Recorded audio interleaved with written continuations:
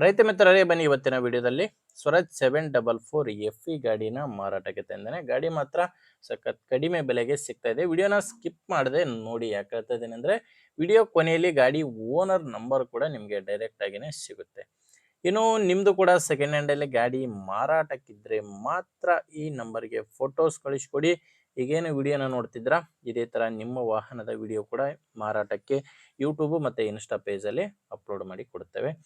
ಬನ್ನಿ ನಾವು ಡೈರೆಕ್ಟ್ ಆಗಿ ಗಾಡಿ ಮಾಹಿತಿ ಬಂದ್ರೆ, ಸ್ವರಾಜ್ 744 FE ಗಾಡಿ 48 HP ಗಾಡಿ. ಇದು ಮಾಡಲು 2009 ಗಾಡಿ ಮಾಡಲ್ ಇರೋದು 2009.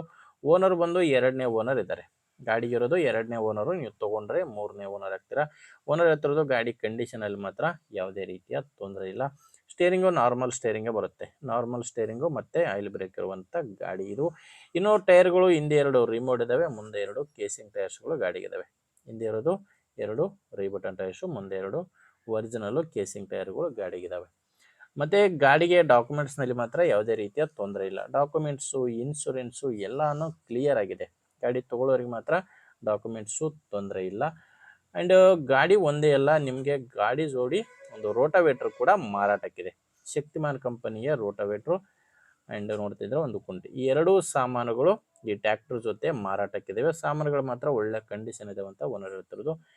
ರೋಟಾವೇಟ್ರ್ ಕೂಡ ಒಳ್ಳೆ ಕಂಡೀಷನ್ ರೋಟಾವೇಟ್ರು, ಟ್ರ್ಯಾಕ್ಟ್ರು, ರೋಟಾವೇಟ್ರು ಅಂಡ್ ಒಂದು ಮಡಿಕೆ, ಈ ಮೂರು ಸಾಮಾನುಗಳು ಮಾರಾಟಕ್ಕಿರೋದು.